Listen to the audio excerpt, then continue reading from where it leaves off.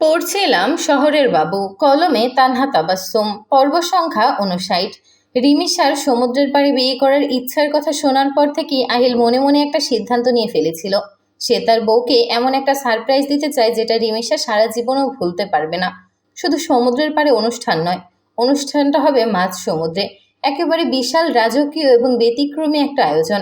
তাই বেশ কিছুদিন ধরেই গোপনে সব ব্যবস্থা করতে শুরু করে আহিল। পরিবারের কেউই পুরো বিষয়টা জানে না, এমনকি রিমিশাও না। সে চায় শেষ মুহূর্ত পর্যন্ত সবকিছু সারপ্রাইজ থাকুক। অবশেষে প্রায় ২,০০০ মানুষের জন্য একটি বিশাল শিপ বুক করা হয়। সেই শিপের মধ্যে অতিথিদের নিয়ে যাওয়া হবে মাঝ সমুদ্রের মাঝখানে, আর সেখানে অনুষ্ঠিত হবে বিয়ের মূল অনুষ্ঠান। পুরো ২ দিনের জন্য বুক করা হয়েছে শিপটি। থাকা, খাওয়া, সাজসজ্জা, মিউজিক, বিনোদন সবকিছুরই আলাদা ব্যবস্থা করা হয়েছে। সব মিলিয়ে অনুষ্ঠানটা হতে যাচ্ছে সম্পূর্ণ ভিন্নধর্মী এক অভিজ্ঞতা। ইতোমধ্যে দাওয়াতের কার্ডও ছাপানো শেষ। একের পর এক সবার হাতে পৌঁছে দেওয়া হয়েছে কার্ডগুলো। অনুষ্ঠানের ভেন্যুর নাম দেখে প্রথমে সবাই বেশ অবাক হয়ে যায়। তারপর যখন জানতে পারে অনুষ্ঠান হবে মাঝ সমুদ্রে, তখন কৌতূহল আর উত্তেজনা যেন কয়েক গুণ বেড়ে যায়। এমন অভিজ্ঞতা জীবনে কয়বারই বা আসে। তাই যাকে দাওয়াত করা হয়েছে সেই যাওয়ার সিদ্ধান্ত নিচ্ছে। কেউ এমন একটা আয়োজন মিস করতে চায় না। এর মাঝে বিয়ের বেনারসিটাও চলে আসে। আহিল নিজেই সেটা রিসিভ করে। প্যাকেটটা হাতে নিয়ে বেশ কিছুক্ষণ তাকিয়ে থাকে। তারপর মনে মনে সিদ্ধান্ত নেয় এটা সে রিমিশাকে এখন দেখাবে না। বিয়ের দিন যখন রিমিশা প্রথমবার বেনারসিটা পরবে, তখনই সে দেখবে। ওই মুহূর্তের বিস্ময় আর আনন্দটাই আহিল দেখতে চায়। সন্ধ্যার দিকে ড্রয়িং রুমে বসে ছিলেন সাফায়েত পাটোয়ারি। আহিলও সেখানেই ছিল। ঠিক তখনই রিমিশা ধীরে ধীরে সেখানে এসে দাঁড়ায়। মুখে একটু ইতস্তত ভাব, মনে হচ্ছে কোনো একটা কথা বলবে, কিন্তু সাহস পাচ্ছে না। সাফায়েত পাটোয়ারি সেটা খেয়াল করে মুচকি এসে বলেন, কি বলবে আম্মু? রিমিশা একটু ইতস্তত করে তারপর ধীরে ধীরে বলে, আব্বু, আমার একটা ইচ্ছে আছে। সাফায়েত পাটোয়ারি হাসি মুখে বলেন, কি ইচ্ছে বলো? আমার মেয়ের সব ইচ্ছে পূরণ করা হবে। রিমিশা এবার একটু লজ্জা পেয়ে বলে, ইয়ে মানে, মেন অনুষ্ঠানটা তো সমুদ্রের পাড়ে হবে। তাই আমি ভাবছিলাম তার আগে রং খেলা, মেহেদি আর হলুদের অনুষ্ঠানগুলো যদি আমাদের গ্রামের বাড়িতে করতে পারতাম, তারপর সেখান থেকেই সবাইকে নিয়ে কক্সবাজারে গিয়ে মেইন অনুষ্ঠান করতাম। কথাটা শেষ হতেই আহিল সোজা হয়ে বসে পড়ে। তার মুখের ভাব মুহূর্তেই বদলে যায়। একদম না। তার গম্ভীর গলায় রিমিশা চমকে ওঠে। আহিল আবার বলে, আমার বউকে আমি কোথাও যেতে দেব না। সব অনুষ্ঠান আমার সঙ্গে থেকেই হবে। রিমিশার মুখটা সঙ্গে সঙ্গে ছোট হয়ে যায়। সে কাঁদো কাঁদো গলায় বলে, কিন্তু আমি আমার সব আত্মীয় স্বজনের সঙ্গে অনুষ্ঠানগুলো উপভোগ করতে চাই। প্লিজ মানা করবেন না। আহিল এবার আরও গম্ভীর হয়ে বলে, তোমার আত্মীয় স্বজন সবাই আসবে। প্রয়োজনে তোমার ১৪ গোষ্ঠী, পাড়া প্রতিবেশী সবাইকে নিয়ে আসবে। আর যারা মারা গেছে তারা কবর থেকে উঠে আসলেও সমস্যা নেই। তারপরও আমার বউকে আমি কোথাও যেতে দেব না। কথাটা শুনে রিমিশার মুখটা আরও কালো হয়ে যায়। সে চুপচাপ মাথা নিচু করে দাঁড়িয়ে থাকে। সাফায়েত পাটোয়ারি এবার ছেলের দিকে তাকিয়ে ভেতরে ভেতরে হাসেন। এই ছেলেটা ছোটবেলা থেকে তাকে কম জ্বালায়নি। আজ বহুদিন পর এমন একটা সুযোগ পাওয়া গেছে, যেটা কাজে লাগানোই উচিত। তিনি মনে মনে সিদ্ধান্ত নিলেন আজ একটু ছেলেকে শায়েস্তা করতেই হবে। তাই তিনি রিমিশার দিকে তাকিয়ে বলেন, আম্মু, তুমি এখানে আমার পাশে এসে বসো। রিমিশা এসে তার পাশে বসে। সাফায়েত পাটোয়ারি স্নেহভরা গলায় বলেন, তুমি কি সত্যি প্রথম অনুষ্ঠানগুলো গ্রামের বাড়িতে করতে চাও? রিমিশা সঙ্গে সঙ্গে মাথা নেড়ে বলে, হ্যাঁ আব্বু, খুব ইচ্ছে করছে। সাফায়েত পাটোয়ারি এবার গম্ভীর মুখে বলেন, ঠিক আছে, তাহলে বলো কতদিন আগে যেতে চাও? রিমিশার মুখটা সঙ্গে সঙ্গে উজ্জ্বল হয়ে ওঠে। সে খুশি হয়ে বলে, আব্বু, অনুষ্ঠানের তো আর বেশি দিন বাকি নেই, শপিংও শেষ। তাই ভাবছিলাম এখনই যদি বাড়ি চলে যাই। কথাটা শেষ হতে আহিলের মুখ আরও শক্ত হয়ে যায়। এতক্ষণ সে কোনো রকমে নিজেকে সামলে রেখেছিল, কিন্তু এখন আর পারছে না। তার স্পষ্ট মনে হচ্ছে তার বাবা ইচ্ছে করেই তাকে জানানোর জন্য এসব করছেন। সে সঙ্গে সঙ্গে বলে ওঠে, না, একদম না। আমি আমার বউকে এক পাও বাইরে যেতে দেব না। সব অনুষ্ঠান আমার সঙ্গে থেকেই হবে। তারপর সাফায়েত পাটোয়ারির দিকে তাকিয়ে বলে, আর আপনি যেহেতু আমার বউকে পাঠানোর প্ল্যান করছেন, আমিও আপনার বউকে পাঠানোর ব্যবস্থা করছি। সাফায়েত পাটোয়ারি ভ্রু কুঁচকে বলেন, মানে? আহিল সোফা থেকে উঠে দাঁড়িয়ে উচ্চস্বরে ডাক দেয়, আম্মু, আম্মু কোথায়? তারপর আবার বলে, তাড়াতাড়ি ব্যাগ গোছাও। তুমি না অনেক দিন ধরে নানু বাড়ি যেতে চেয়েছো। আজকে আমি নিজে তোমাকে দিয়ে আসবো। এক্ষুনি রেডি হও।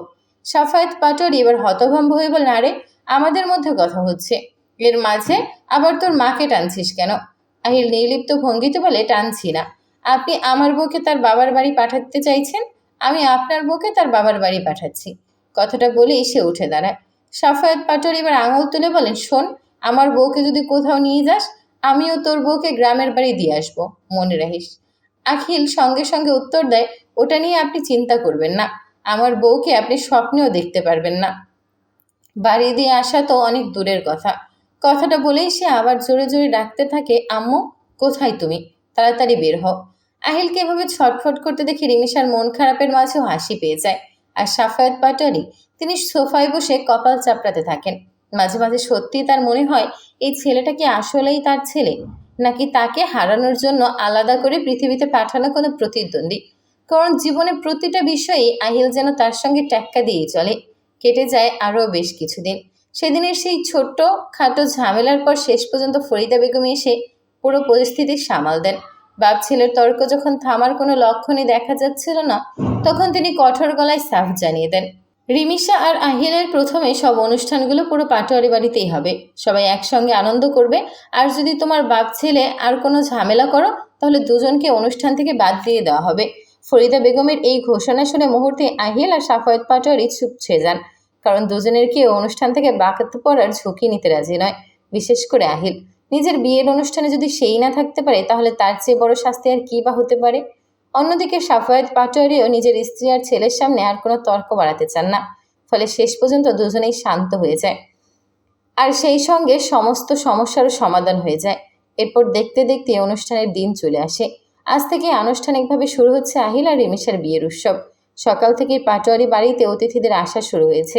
বাড়ির সামনে একের পর এক গাড়ি থামছে। পুরো বাড়িটা যেন আবার নতুন করে প্রাণ ফিরে পেয়েছে।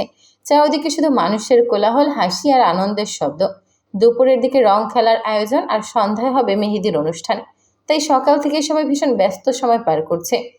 বাড়ির মেয়েরা নিজেদের মতো তৈরি হচ্ছে। ছেলেরাও কম ব্যস্ত নয়। সবাই নিজেদের পোশাক আশাক ঠিকঠাক করছে। আজকে ড্রেস কোডও ঠিক করা হয়েছে আগে থেকেই। মেয়েদের পরনে সাদা রঙের থ্রি পিস আর ছেলেদের গায়ে সাদা পাঞ্জাবি। সাদা পোশাকের সঙ্গে সবার চোখে কালো সানগ্লাস। সব মিলিয়ে পুরো পরিবেশটা দেখতে ভীষণ সুন্দর লাগছে। মনে হচ্ছে যেন কোনো সিনেমার শুটিং চলছে। আর সবচেয়ে মজার বিষয় হলো, এখানে ছেলেপক্ষ আর মেয়েপক্ষ আলাদা হয়নি। দুই পরিবারের সবাই একসঙ্গে অনুষ্ঠান করছে। ফলে আনন্দও যেন কয়েকগুণ বেড়ে গেছে। রিমিশা যেদিন বলেছিল তার আত্মীয় স্বজনের সঙ্গে অনুষ্ঠান উপভোগ করতে চায়, আহিল কথাটা সত্যিই মনে রেখেছে। সে সত্যি সত্যি রিমিশার 14 গোষ্ঠী আত্মীয় স্বজন, পাড়া প্রতিবেশী যাকে পেরেছে সবাইকে নিমন্ত্রণ করেছে। অনেকেই মজা করে বলেছে, আহিলের হাতে ক্ষমতা থাকলে মনে হয় মৃত মানুষগুলোকেও কবর থেকে তুলে অনুষ্ঠানে নিয়ে আসতো। শুধু সম্ভব হয়নি বলেই পারেনি। সকাল থেকে আহিলকে আজ ভীষণ খুশি দেখাচ্ছে। তার মুখের হাসিটা যেন কোনোভাবে মিলিয়ে যাচ্ছে না। একবার এদিকে যাচ্ছে তো আরেকবার ওদিকে। পুরো বাড়ি জুড়ে শুধু ঘুরে বেড়াচ্ছে। তবে আশ্চর্যের বিষয় হলো, আজকে সে কোনো কাজ করছে না। কারণ সে আগেই নিজের সমস্ত দায়িত্ব অন্যদের বুঝিয়ে দিয়েছে। তার স্পষ্ট কথা, নিজের বিয়েতে সে কোনো কাজ করবে না। সারা জীবন কাজ করেছে, এবার সে শুধু নতুন জামাই হয়ে ঘুরে বেড়াবে, পরিপাটি হয়ে সেজে থাকবে। আর সবাই তার ছবি তুলবে। নতুন জামাই হয়ে আবার কাজ করতে হবে কেন? একদমই না। আজ তার একটাই দায়িত্ব, আর সেটা হলো নিজের বউকে দেখা। সারাক্ষণ শুধু কল্পনা করছে রিমিশা সুন্দর করে সেজে তার সামনে দিয়ে হেঁটে যাচ্ছে। কখনো রং খেলছে, কখনো বন্ধুদের সঙ্গে হাসছে, কখনো আবার লজ্জা পেয়ে মুখ লুকাচ্ছে। আহিয়ার সেই দুর্ঘটনার পর আহিল আর কোনো ধরনের ঝুঁকি নিতে চায়নি, বিশেষ করে রিমিশার ব্যাপারে।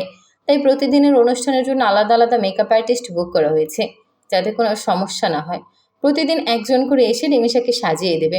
আজ রং খেলার অনুষ্ঠান, তাই এই মুহূর্তে রিমিশা নিজের রুমে বসে মেকআপ করাচ্ছে। আর আহিল সেই মেকআপ আর্টিস্টদের মোটা অঙ্কের টাকা দিয়ে বুক করেছে। তার একটাই শর্ত ছিল, মেকআপ যেন একটুও নষ্ট না হয়, দেখতে যেন একদম ন্যাচারাল লাগে, আর অনেকক্ষণ পর্যন্ত টিকে থাকে। মোট কথা, আজ তার বউকে পৃথিবীর সবচেয়ে সুন্দর মেয়ে লাগতে হবে। কারণ আহিলের কাছে রিমিশা শুধু তার স্ত্রী নয়, সে তার সবচেয়ে প্রিয় মানুষ।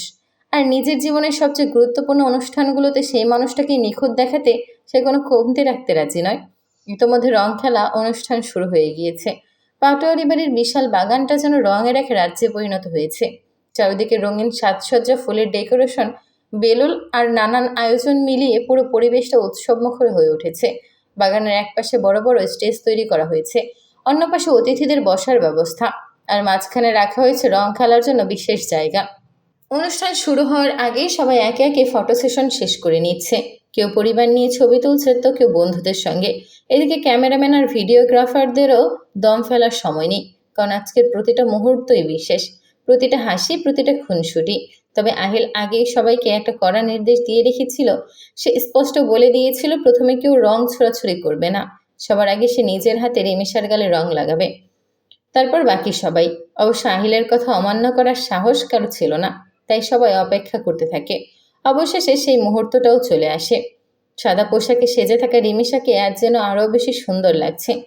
আহিল ধীরে ধীরে রিমিশার সামনে গিয়ে দাঁড়ায়। কয়েক সেকেন্ড মুগ্ধ হয়ে তাকিয়ে থাকার পর সে আলতো করে রং তুলে রিমিশার গালে লাগিয়ে দেয়। ঠিক সেই মুহূর্তে চারদিক থেকে ক্যামেরার ফ্ল্যাশ জ্বলে ওঠে। একের পর এক ছবি তুলতে ব্যস্ত হয়ে পড়ে সবাই। আর তারপরে শুরু হয় আসল রং খেলা। চারদিকে রঙের ছড়াছড়ি, কেউ কাউকে ছাড়ছে না। রিমিশার কাজিনরা তো একেবারে দল বেঁধে নেমে পড়েছে। কিছুক্ষণের মধ্যে এই সাদা পোশাকগুলো আর কোনো অস্তিত্বই খুঁজে পাওয়া যায় না, সবকিছু রঙে রঙিন হয়ে যায়। তবে পুরো অনুষ্ঠানে সবচেয়ে বেশি অত্যাচার সহ্য করতে হয়েছে রিমিশাকে, কারণ আহিল সুযোগ পেয়েই তাকে রং দিয়ে একেবারে ভূত বানিয়ে ফেলেছে। মাথা থেকে শুরু করে মুখ হাত সব জায়গায় রং। নিজেকে আয়নায় দেখলে হয়তো সে নিজেই চিনতে পারবে না। এর আগে সব কাজিন মিলে একটা দাবি তুলেছিল, যেহেতু বিয়ে এই বাড়িতেই হচ্ছে, তাই বিয়ের আগে এই 2টা দিন যেন রিমিশা তাদের সঙ্গেই থাকে। কিন্তু সেই দাবি শুরুতেই বাতিল করে দিয়েছে আহিল। সে একদম সাফ জানিয়ে দিয়েছে রিমিশা তার সঙ্গেই থাকবে। তাদের তো অনেক আগেই বিয়ে হয়ে গেছে, তাহলে এখন আলাদা থাকার প্রশ্নই আসে না। শুধু তাই নয়, এই 2 দিনের জন্য তাদের রুম যেন কেউ দখল না করে সেটাও আগেভাগে সবাইকে জানিয়ে দেওয়া হয়েছে। এমনকি রুমের দরজার পাসওয়ার্ডও সেট করে রাখা হয়েছে, যাতে কোনো কাজিন হঠাৎ করে রুম দখল করতে না পারে। সব মিলিয়ে আহিলের ব্যবস্থা দেখে সবাই হাসতে হাসতে শেষ, কারণ বাড়ির প্রায় সবাই তখন শাওয়ার নিতে ব্যস্ত। এদিকে রিমিশা রুমে এসে স্বস্তির নিঃশ্বাস ফেলে, ফলে ওয়াশরুমটাও ফাঁকা পেয়ে যায় সে। দ্রুত ভেতরে ঢুকে দরজা বন্ধ করতে যাবে, ঠিক তখনই কোথা থেকে যেন দৌড়ে এসে আহিল ওয়াশরুমের ভেতর ঢুকে পড়ে। রিমিশার সঙ্গে সঙ্গে চোখ বড় বড় করে বলে ওঠে, আরে আপনি দেখছেন না আমি শাওয়ার নিতে এসেছি, আপনি এসেছেন কেন? আহিল একদম স্বাভাবিক ভঙ্গিতে বলে, তো তুমি শাওয়ার নিবার সমস্যা কি? আমি তো শাওয়ার নেওয়ার জন্যই এসেছি। রিমিশা হতভম্ব হয়ে যায়, মানে আমি আপনার সামনে শাওয়ার নিব? ছি। আহিল ভ্রু নাড়িয়ে বলে, তুমি তো আমারই বউ, সমস্যা কোথায়? কথাটা বলেই হঠাৎ সে রিমিশার পানি ভর্তি বাথটাবে ফেলে দেয়। অপ্রস্তুত অবস্থায় পড়ে যাওয়ায় রিমিশা কয়েক ঢোক পানিও খেয়ে ফেলেছে। আহিল চিৎকার করতে করতেই অনেক কষ্টে উঠে দাঁড়ায় সে। তারপর রাগী মুখে আহিলের সামনে এসে দাঁড়ায়, কিন্তু পরের মুহূর্তে আহিল নিজেও ঝপাং করে বাথটাবের ভেতরে পড়ে। ইচ্ছে করেই লাফ দিয়েছে, পানি ছিটকে চারিদিকে ছড়িয়ে পড়ে। রিমিশা এবার রাগে, বিরক্তিতে আর দুঃখে সেখানেই বসে থাকে, আর ওঠার কোনো চেষ্টাই করে না। অন্যদিকে আহিল যেন কিছুই হয়নি এমন ভাব করে নিজের শাওয়ার শেষ করে ফেলে। তারপর দরজার দিকে এগোতে এগোতে বলে, জলদি শাওয়ার নিয়ে বের হও, না হলে ঠান্ডা লেগে যাবে, আর ঠান্ডা লাগলে অনুষ্ঠানে অংশ নিতে পারবে না। রিমিশের সঙ্গে সঙ্গে চোখ বড় বড় করে বলে, হোয়াট? আমার অনুষ্ঠান আমি অ্যাটেন্ড করতে পারবো না? আহিল গম্ভীর মুখ করে বলে, না পারবা না। ঠান্ডা জ্বর বাঁধলে কি আমি তোমাকে রুম থেকে বের হতে দেব? তুমি তো সেটা ভালো করেই জানো। তাই ভালো মেয়ের মতো তাড়াতাড়ি শাওয়ার শেষ করে বের হয়ে আসো। কথাগুলো বলে সে মুচকি হেসে ওয়াশরুম থেকে বেরিয়ে যায়। আর রিমিশা বসে দাঁতে দাঁত কিরমির করতে থাকে। মনে মনে বলে, এই লোকটা আস্ত একটা বদমাইশ। আর সবচেয়ে বড় সমস্যা হলো যেটা বলে সেটাই করে। আর এই কথাটা রিমিশা খুব ভালো করেই জানে।